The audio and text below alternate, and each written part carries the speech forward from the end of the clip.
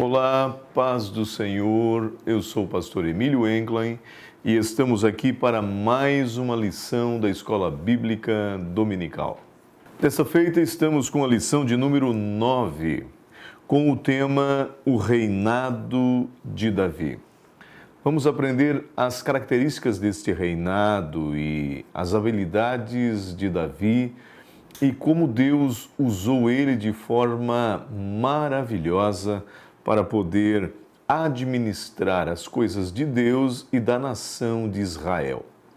Nós temos o nosso textuário e entendeu, o textuário fica em 2 Samuel, capítulo 5, versículo 2, que diz: E entendeu Davi que o Senhor o confirmava rei sobre Israel e que exaltara o seu trono por amor do seu povo. A verdade prática, nós encontramos uma frase maravilhosa que diz: a glória do reinado de Davi deve-se, antes de tudo, à boa mão de Deus que estava sobre ele. Já veremos detalhes a respeito desta frase muito importante. Nós temos a leitura bíblica em classe que nós vamos encontrar em segundo livro de Samuel, capítulo 5, do versículo 1 ao 12. Não vamos ler para ganhar tempo, mas você pode meditar ali. Lembrando ao professor e àquele que vai ministrar ou até mesmo estudar, o objetivo geral desta lição é demonstrar que o reinado de Davi foi bem sucedido por causa da boa mão de Deus que estava sobre ele. Este era o segredo do sucesso de Davi, bem como de todos que fazem a obra de Deus. Em objetivos específicos, nós vimos que na lição, a intenção e o objetivo da lição é apresentar a constituição de Davi como rei, evidenciar a consolidação deste reino, e atestar a grandeza política do reinado de Davi. Nós sabemos e precisamos entender, entrando já para a introdução da nossa lição, nós precisamos entender que toda a grandeza, toda a pujança, toda a soberania do governo de Davi não se dava à sua destreza, sua capacidade militar, seu talento musical. Toda a glória do reinado de Davi deu-se pela boa mão de Deus em tudo que Davi fazia. Davi teve a cooperação grandiosa de Deus para agir como um rei capacitado por Deus. Saiba disso, que nós podemos ser bons como forem naquilo que fizemos, mas se não houver a aprovação de Deus, nada vai adiantar. Lembra-se de Pedro, um ótimo pescador de experiência, mas quando ele foi ao mar, por algumas vezes Jesus precisou estar presente para orientá-lo aonde lançar a rede, pois pescaram a noite toda e não pegaram nada. E parece que os peixes estavam ali tão pertinho, porque Jesus diz para eles: lancem a rede do lado direito do mar e vão pegar peixe. E isso aconteceu. Na verdade, nenhum de nós teremos sucesso se a boa mão de Deus não estiver conosco. É verdade? É por isso que Moisés disse claramente: eu não vou sair daqui sem a tua presença. O êxito, a glória, a prosperidade de um ministério, de uma vida, de um casamento, enfim, só será consolidada com a presença de Deus. Observe bem que Davi reinou 33 anos em Jerusalém, 7 anos e 6 meses em Hebrom, e isso torna ele um protótipo do Messias, apontando para o Messias. Logo, a Bíblia considera ele como um tipo do Messias. ele aponta para Cristo, tá certo?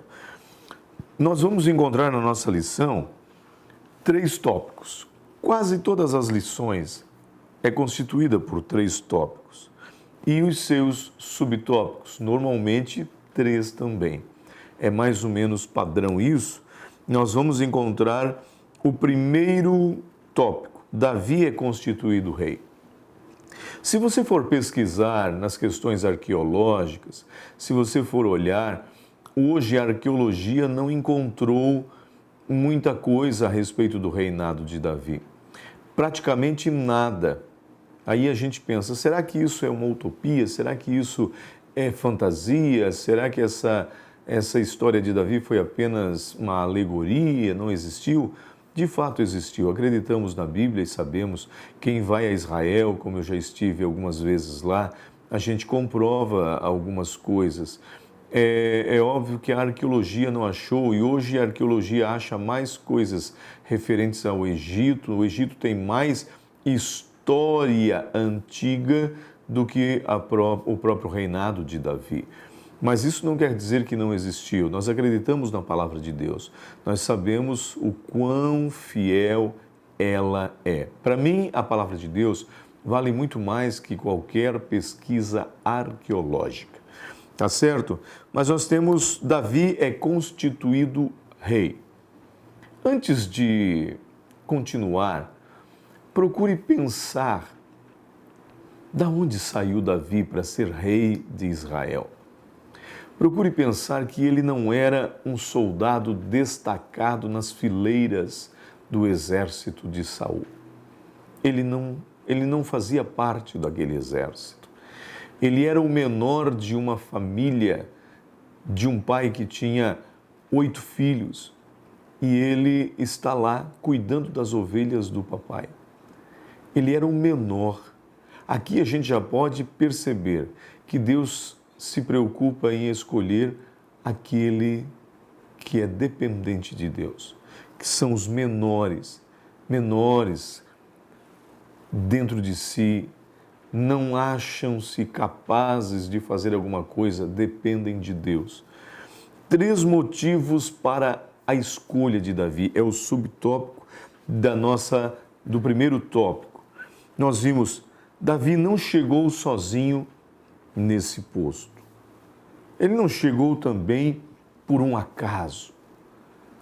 É por isso não foi lançado sorte. Ele foi escolhido por Deus. Teve méritos para chegar ali. Não era porque era famoso. Não era porque era de uma família super importante. Não. Era da família de Jessé, o belemita, lá na cidade de Belém, na pequena Efrata. Aí o que acontece? Ele tem alguns requisitos que estão lá listados em Deuteronômio capítulo 17, versículo 15. Deus olha para isso também. Ele mostra que, apesar de não ser um soldado das fileiras de Saul, ele tem uma liderança militar. Ele é corajoso. Quando ele relata para Saul suas vitórias, e ele diz assim, cada vez que vinha um urso, cada vez que vinha um leão, eu tomava o leão e tirava a ovelha das garras dele. Observe bem, você consegue imaginar um rapaz novo lutando com um leão, enfrentando um urso? Era alguém de extrema coragem. Era alguém que tinha uma força que vinha de Deus. Outro que nós vimos com força total assim seria Sansão, mas no caso de Davi era uma coragem que ele tinha de liderança. Nós vimos que ele tinha também promessa de Deus. Se você olhar para a Bíblia Sagrada, vai ver que quando Jacó profetiza sobre Judá, ele vai dizendo, e o cetro não se apartará da tua casa. Ele está falando de um reino eterno, que futuramente a gente vai aprender lá para o milênio, Jesus descendente de Davi. Que coisa linda isso. O próprio Jacó profetiza isso para Judá. E Davi é da tribo de Judá. É da tribo de Judá. No segundo subtópico, Davi como pastor e chefe. Davi como pastor sabia muito bem como lidar com a ovelha. Davi como pastor sabia muito bem a necessidade de cada ovelha e como ele deveria lidar com as adversidades que a própria ovelha enfrenta. Isso trouxe para Davi uma experiência muito grande. Isso trouxe para Davi um requisito maravilhoso. Ele, como pastor, ele sabia como lidar com a necessidade do povo. A necessidade da ovelha como a necessidade nossa, a mesma. Ele sabia que somente deste jeito, não com autocracia, não com ditadura, mas ele precisava tratar do povo como um pastor trata a ovelha. É por isso que ele relata isso no Salmo 23. E ele considera o próprio Senhor, nosso Deus, como o pastor. No terceiro subtópico, nós encontramos na nossa lição entrando em aliança com o povo. Ninguém consegue fazer nada sozinho. Se alguém pensa que consegue liderar sozinho, uma liderança autocrática, voltada para ele, uma liderança que não tem liderados, que não tem submissos, não funciona. Ele soube dividir, ele era um líder que sabia valorizar seus liderados. A aliança de Davi tem características pastorais, porque ele conhecia disso. Observe bem, não era monárquica. Ele fez tudo de forma que o povo fizesse voto de lealdade a Davi. Fizesse um voto de lealdade a Davi. E isso é maravilhoso, isso é importante a gente saber. Observe bem, nossa lição traz no subsídio o seguinte: neste primeiro tópico é possível trabalhar as habilidades. Procure trabalhar isso, professor. Fale das habilidades de Davi.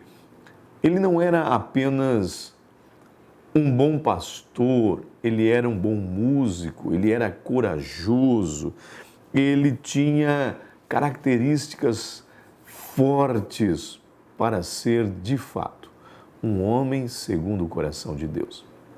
Além de suas habilidades na luta contra o inimigo, no caso o leão e o urso, e ainda venceu o gigante, além de tudo isso, ele também tinha um coração que atraía a presença de Deus. O próprio Deus disse: eu me agradei dele. Ele era um homem segundo o coração de Deus. Não porque não pecava, não porque não errava, é porque ele era capaz de reconhecer a sua fraqueza. Isso é um segredo muito grande. Nós vimos o segundo tópico. O segundo tópico vai tratar da consolidação do reino de Davi. No primeiro subtópico, ele vai dizer o seguinte: a edificação de Jerusalém. Quem era e o que era Jerusalém? A capital dos jebuseus. Uma cidade fortificada, uma fortaleza. Foi um desafio para Joabe, o comandante do exército de Davi, conquistar. Mas conseguiram. Eles chegaram a dizer para Davi que Davi seria impotente, que os cegos, os coxos, eram mais fortes que o exército de Davi, mas eles desconheceram que Deus estava com Davi. A antiga Jebus se torna uma Jerusalém belíssima, edificada. Davi trouxe grandes mudanças ao povo israelita. Houve ele consegue derrotar os inimigos, controlar suas fronteiras, mantém muito bem o poder e todo o domínio. Foi fantástico. O segundo subtópico fala de reformas religiosas. O reinado anterior, o seu antecessor, Saul, nunca se preocupou com a presença de Deus. Nunca se preocupou em fazer reformas religiosas. Quando Saul assumiu o reino, a arca já não estava mais em Israel, já não estava mais ali fazendo parte do culto. Ele nunca se preocupou. Qual foi o final do reinado de Saul? Você já viu na lição de número 6 qual foi? Então, observe bem, Davi tem um zelo pelas coisas de Deus. Davi está dizendo, eu não vou reinar sem a presença de Deus. Eu não vou adiante. Era um homem que amava as coisas de Deus. As cerimônias religiosas, ele se entregava para adorar a Deus, tanto que no retorno da arca, ele está hilariante, ele está despertando nele uma vontade de adorar tremenda, ele pulava, se comportava como um menino na presença de Deus, ao ponto que Mical, a filha de Saul, rejeita a forma e o comportamento de Davi. E o próprio Davi disse, Deus rejeitou a teu pai, deu a mim. E na verdade Mical, por ser assim, nunca teve filhos. Pessoas que desprezam a presença de Deus, que desprezam o culto a Deus, são pessoas estéreis, não têm vida, não frutificam. A suprema é o terceiro subtópico, a suprema aliança davídica. Foi profetizado a respeito disso. As bênçãos sobre o reinado de Davi era tão grande quanto as bênçãos que foram sobre a vida de Abraão. Observe bem, há pelo menos 3 coisas que caracterizam esta aliança. Primeiro, firmeza. Marque isso, a palavra firmeza. Sua família seria firmada para sempre, diferente da família de Saul, diferente da família de Eli, que perdeu o sacerdócio. Segunda característica desta aliança, presença de Deus. Marque isso, tem que frisar isso, presença de Deus. Todos que sucederiam Davi, de sua linhagem, teriam a cooperação e a presença de Deus. Terceiro, perpetuação. Seria eterna, uma dinastia eterna. Depois veio Cristo, como o próprio cego de Jericó disse, né? Filho de Davi.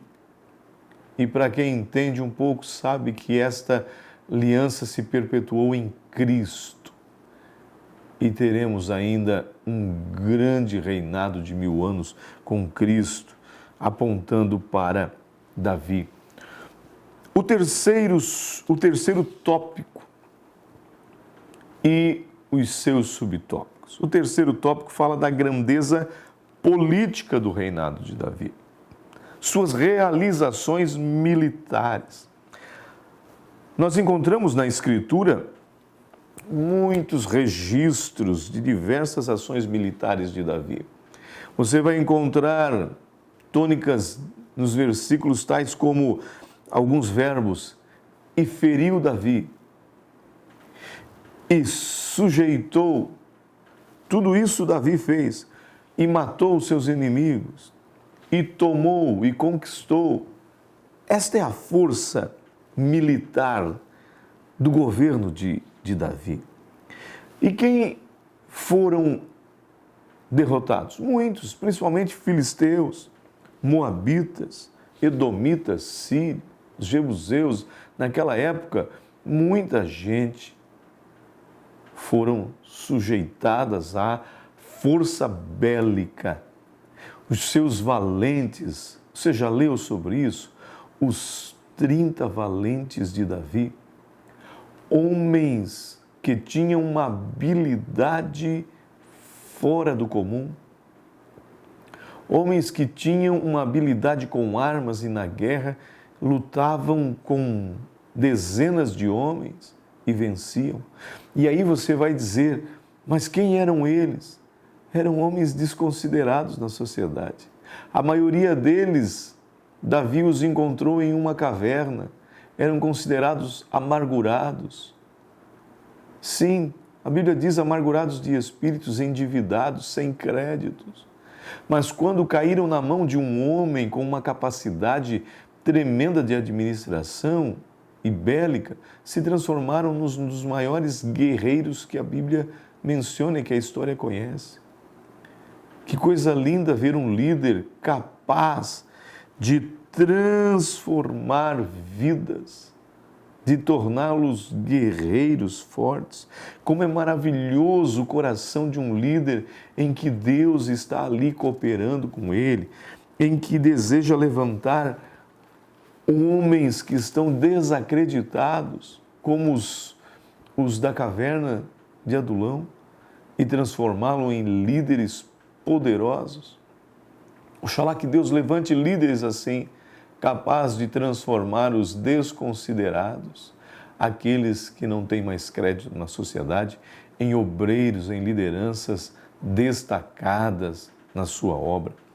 A administração de Davi administrava de forma excelente, era feito de forma maravilhosa. No comando de suas tropas estava à frente um grande comandante, teve seus erros, foi insensível, mas Joabe, enquanto esteve ali, fez muitas coisas importantes.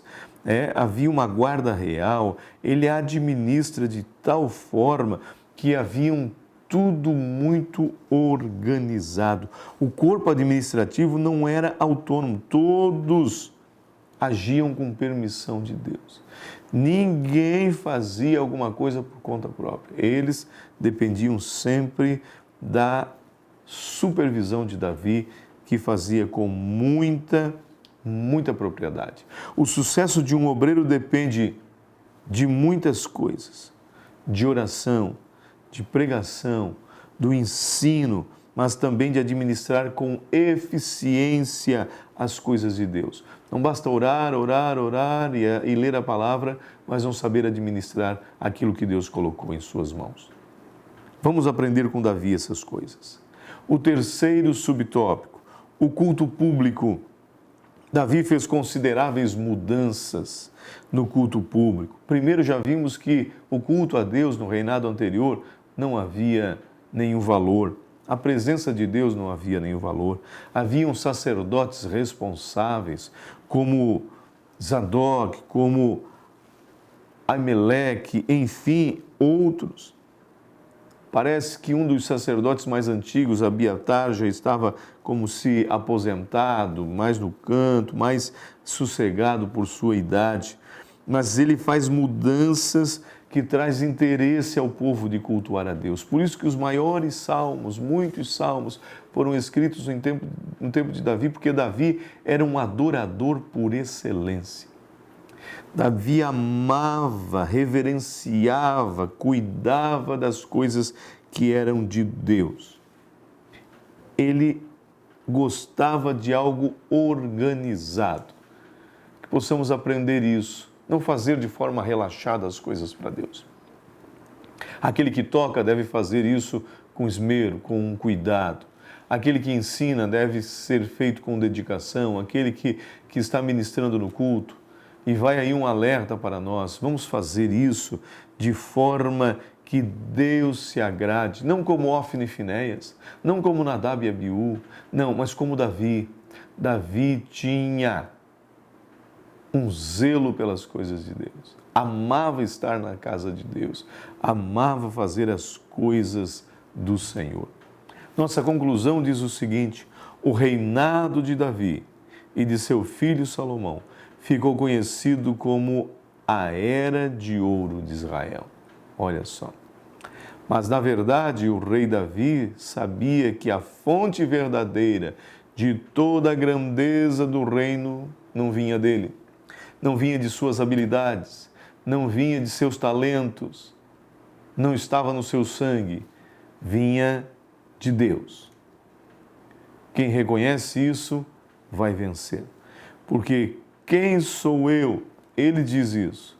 Quem sou eu e quem é meu povo para que pudéssemos dar voluntariamente essas coisas?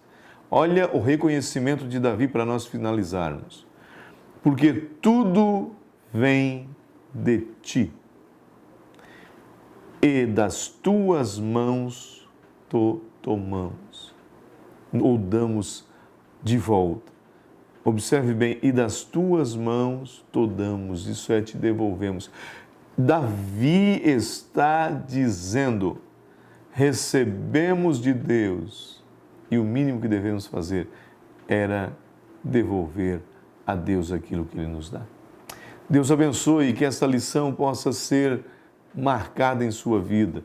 Lembre-se, o sucesso de um ministério, de uma liderança, de um pastorado, enfim, de um professor, só será consolidado se Deus for a coluna vertebral de suas atividades.